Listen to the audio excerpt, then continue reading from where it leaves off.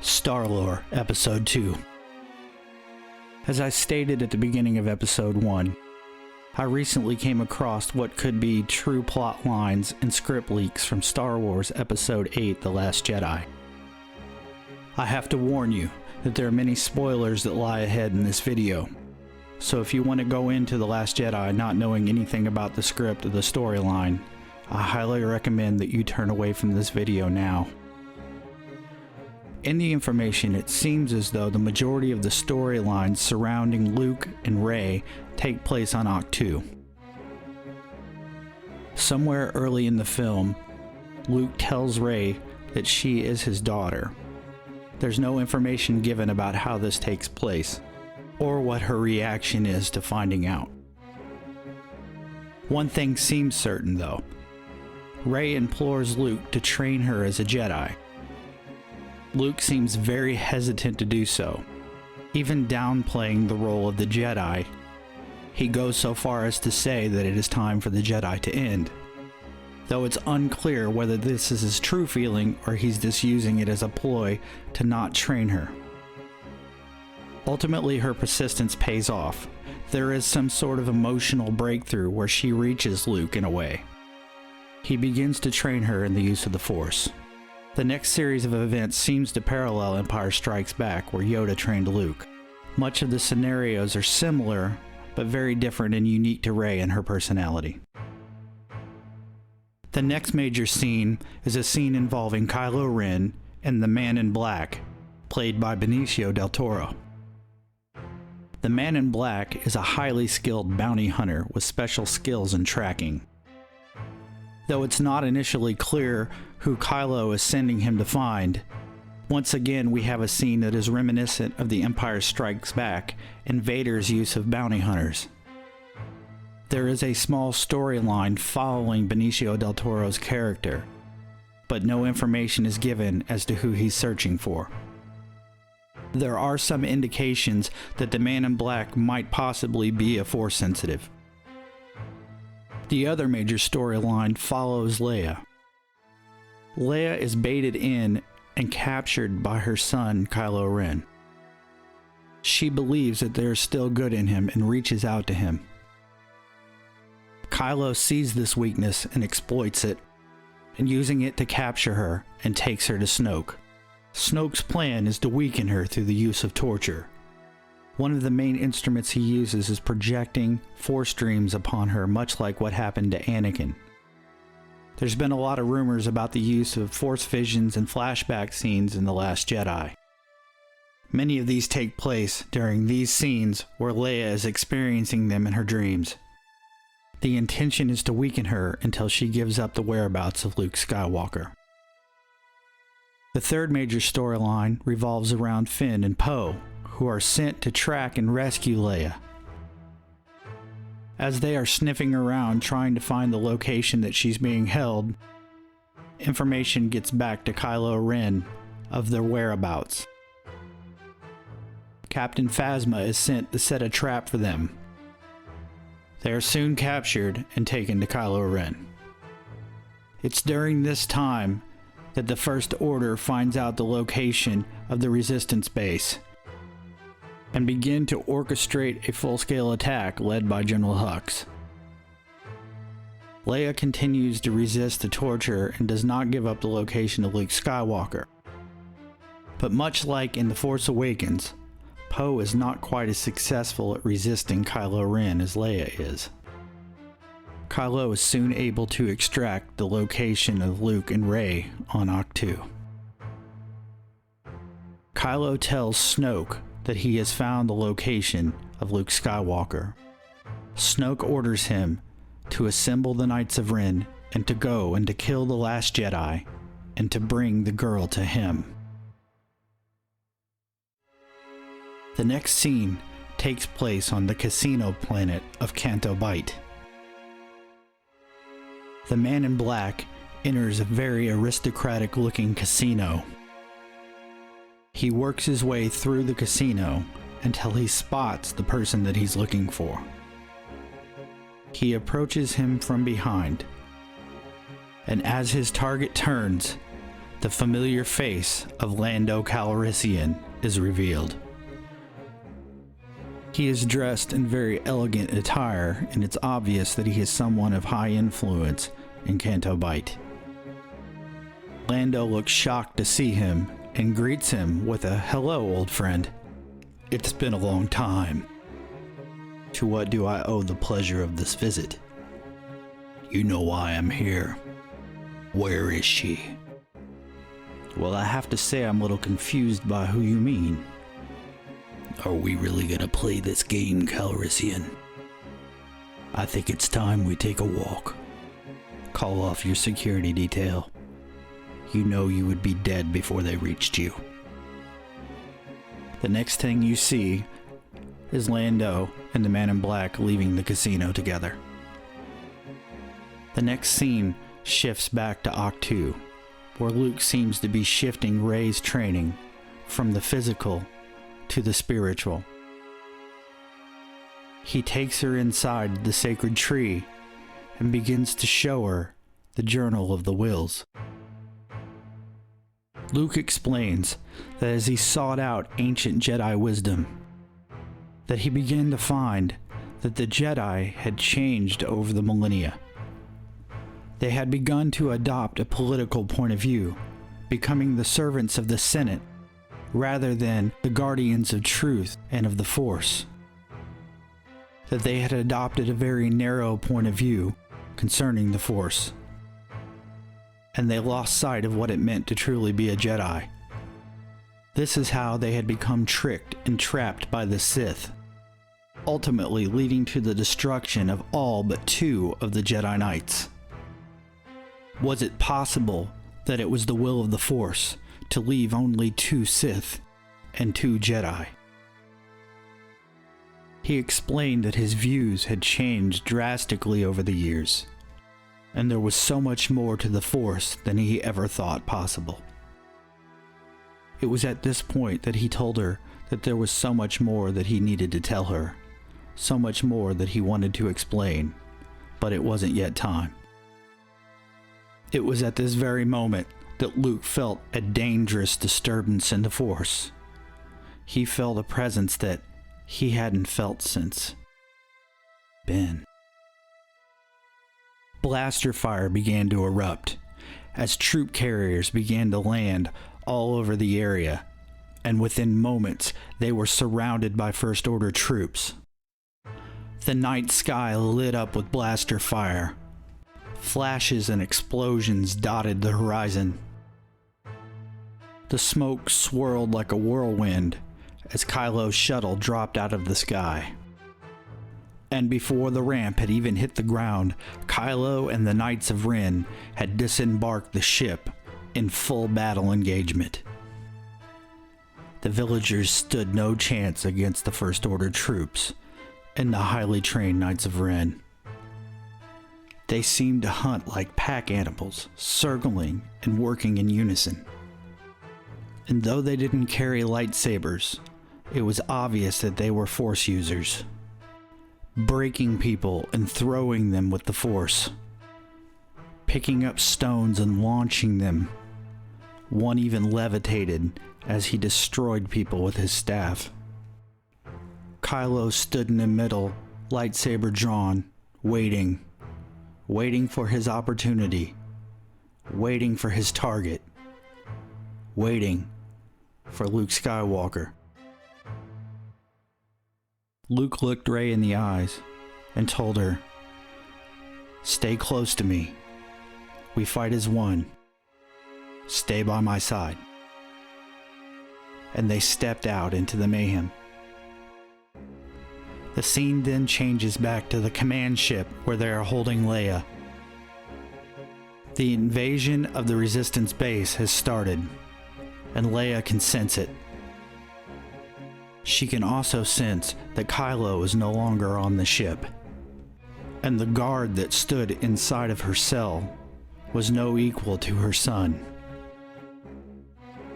She begins to concentrate and focus, meditating on the Force.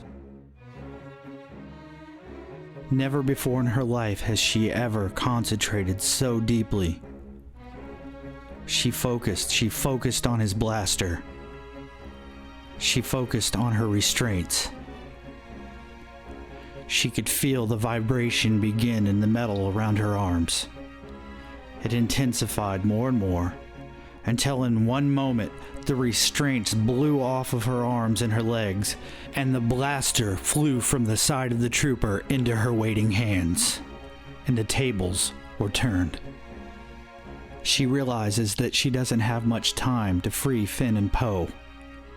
If Snoke didn't know already, he would soon sense that they were free. It only takes moments for her to find them in the cell block, and they are all freed. They rush through the corridors, looking for a hangar bay where they can find a ship to escape. They can hear troops approaching from ahead of them, so they cut through a door with a strange-looking emblem on it into a very dark-looking room. In the center of the room, there was a table that looked much like an altar, with a jewel-encrusted object laying in the middle of it. They approached it very slowly, and as they did, it began to illuminate. "I've got a bad feeling about this," Leia said. And at that moment, the image of Supreme Leader Snoke appeared in front of them. The projection was coming from the object on the table. "Leia Organa, we meet at last." "I wouldn't really call this a meeting," she says back defiantly. Then she looks at Finn and says, "Finn, take your jacket off." He looks back at her questioning. "Just do it." Finn hands her his jacket.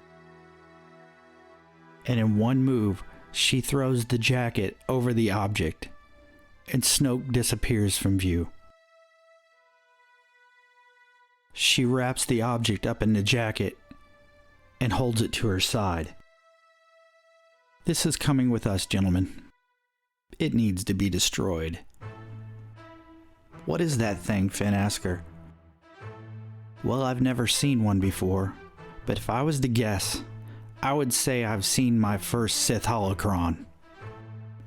And if that's true, then we've been fighting a ghost." The scene immediately changes to the battle that's raging against the Resistance base.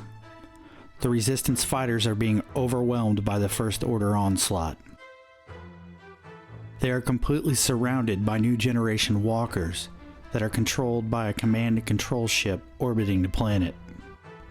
They find their way to a hangar bay where they find a cargo ship that they use to make their escape.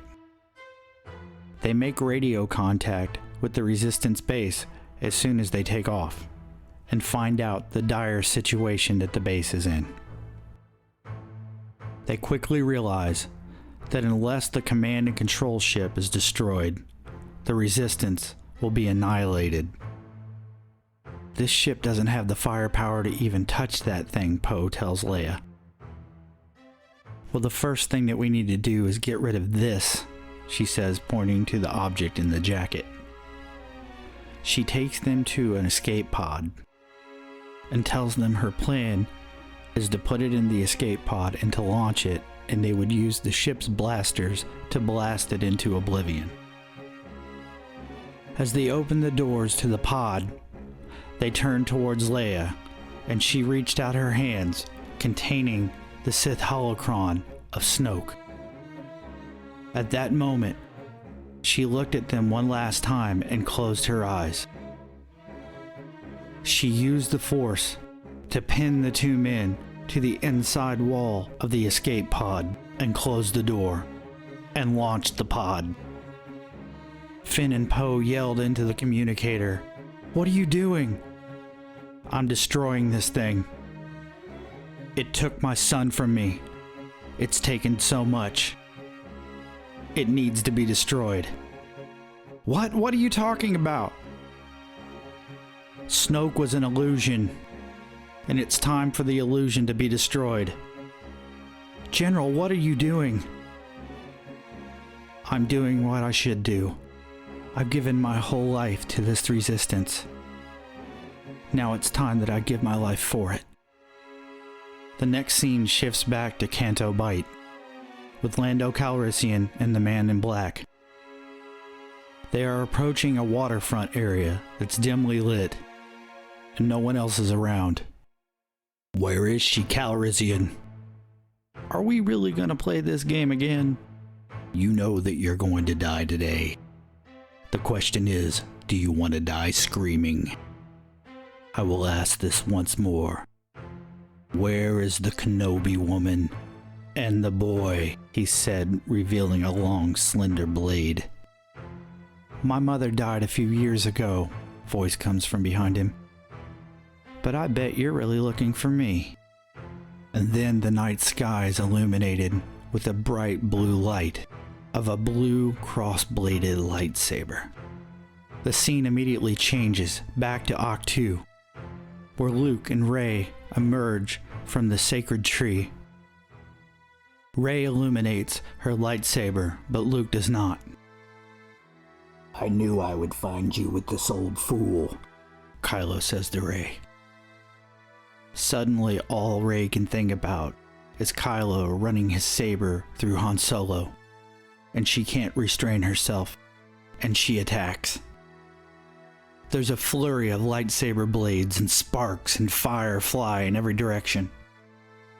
You're a monster, she says as she engages him. Good. Your hate's making you stronger. I know you feel it. It's inside of you. It's inside of all of us. All the Skywalkers. The dark side is stronger. You can feel it. Don't make me kill you. Luke seems to stand by like he's meditating, like he senses something going on somewhere else. The old man didn't tell you, did he? He told me that you killed them all. All the Jedi. Yes, he's very good at only telling part of the story. He didn't tell you about your brother, did he? My brother? The scene changes suddenly back to Canto Bight, where the Man in Black unleashes a barrage of blaster fire in the direction of the lightsaber-yielding man. The young man deflects them with ease as he flips and flies through the air, landing in front of the Man in Black. Anakin Skywalker, I presume. Who sent you? Let's just say I'm employed by one who's very interested in reuniting you with your sister. And Yura? How do you know my sister? No one means to harm you, young man. Anakin, I think it's time that we go, Lando said. No one's going anywhere. We'll just see about that, he said, raising the lightsaber back into a fighting stance. The Man in Black flipped backwards, straight up into the air in what could only have been a force move, landing directly behind Anakin. The dark figure raised both of his hands, and suddenly a deafening high-pitched sound entered both of their ears, crippling them to the ground. The sound seemed as though it emanated from inside their own heads. Anakin stretched out with the Force, ripping the branches from the tree and slamming them into the Man in Black, and the sound stopped. The rogue rolled to his knees, releasing a flurry of blaster fire. Anakin blocked every one of them with ease. He continued to advance step by step towards the man as he continued to release round after round of blaster fire. The boy jumped into the air, raising his hands, releasing a blast of the Force. And as he returned to the ground in one slashing motion, he cut through the man's arms at the elbow. Holding the saber at the man's throat, he demanded, "Who hired you? Who sent you?" Anakin, you're not a killer, son, Lando admonished him. At that moment, the security forces came rushing down the hill and took the Man in Black into custody. Well, I guess it's time we get you out of here. Seems like we've stayed hidden about as long as we can. The scene changes back to Leia in the cockpit of the cargo ship. Her face intensifies as she takes aim of the command and control ship. "What are you doing, General?" Poe says through the comlink. "You don't have to do this. All that we've worked for is being destroyed down there, Poe. It's time. General, please. Tell them I'm sorry. Tell Luke there's another threat out there. Snoke was a deception. Tell Luke he must find him." Luke. She closed her eyes and meditated on the Force as she came within striking distance of the command ship. "Luke," she said one last time, and then she was gone. The command and control ship began a series of explosions as it blasted apart into space, disabling all of the walkers below, turning the tide of the battle. She had saved them. In that moment, the scene shifts back to the battle at Jakku. Luke drops down onto all fours on the ground, gasping for air. The ground around them begins to shake like a mighty earthquake as lightning flashes in all directions. The wind begins to swirl around Luke like a vortex. The buildings and huts collapse into heaps of rubble. The violence is so great that it knocks Rey off of her feet. "Kill the Jedi!" Kylo shouts a command to the Knights of Ren. They converge on Luke, who is still slumped on the ground. He looks up with the extreme pain and rage in his eyes and makes a fist with one hand as their bodies are thrown around, broken on the rocks like lifeless insects. Kylo reaches out with the Force, gathering the flames from all the fires surrounding them into one huge ball of flame and launches it at Luke. Luke deflects it with just a gesture of his hand, inadvertently directing it into the Force tree. Rey screams, "No!" Luke stands to his feet and puts his artificial hand behind his back. His lightsaber removes from his belt on its own and ignites, floating in the air. Luke speaks for the first time in the confrontation. "You've killed them both.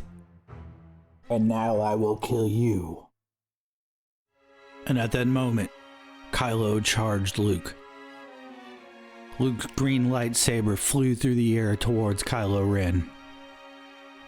And 1 second before it would have impacted, you hear the voice of Rey scream, "No!" as she jumped in front of the lightsaber. The saber struck her in the shoulder, removing her arm in one strike. Kylo seized the opportunity to pounce. Luke raised one hand to the sky as lightning struck down upon Kylo Ren from all sides. Luke ran to his daughter, who was screaming out in pain, as Kylo was blasted backwards out of sight.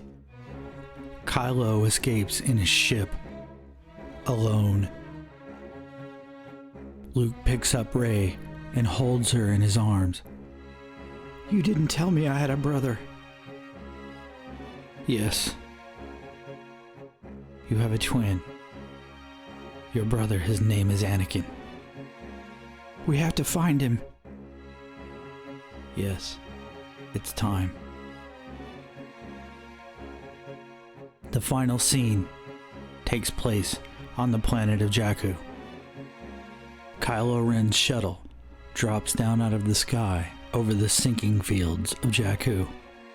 As his shuttle hovers, the sand begins to open up and reveal a huge facility under the ground as his ship drops down below the surface of Jakku into the subterranean realms. The next thing you see is Kylo Ren walking into a huge throne room. 2 red-clad royal guards stood watch at the door. Then you hear the faint sound of a sinister laugh coming from the far side of the throne room.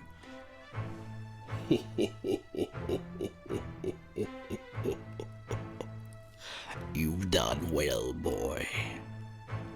Everything is proceeding just as I have planned. The final shot of the film, you can see reflecting in the glass a younger and non-deformed image of the face of Emperor Palpatine. I would love to get your opinion on this storyline.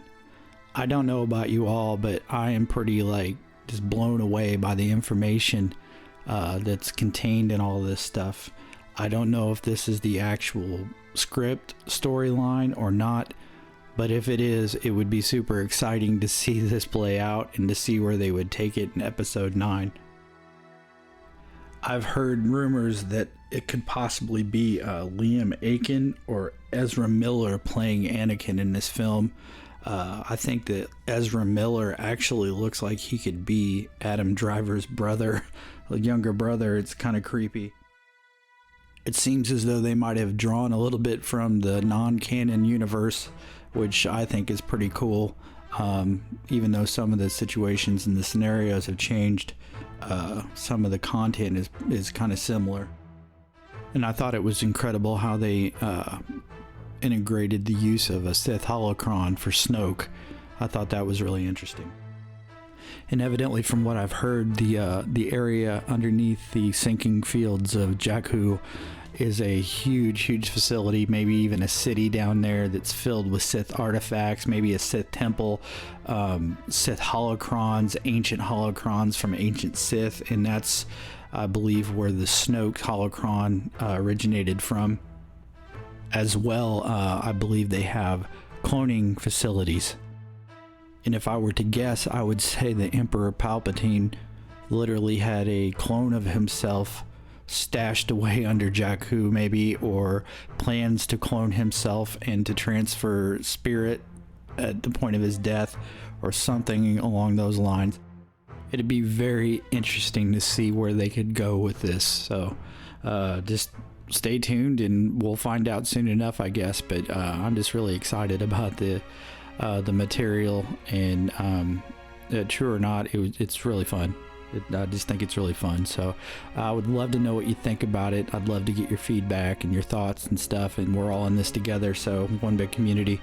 I just love to find out people's opinion about it. So be sure to press the subscribe button, to hit the bell notification for future videos, and to hit the like, because that helps us out a lot. But more than anything, we just love to hear from you and to know what you think, and to hear your ideas and your thoughts on this, because I was pretty blown away. So hope to hear from you soon. Take care.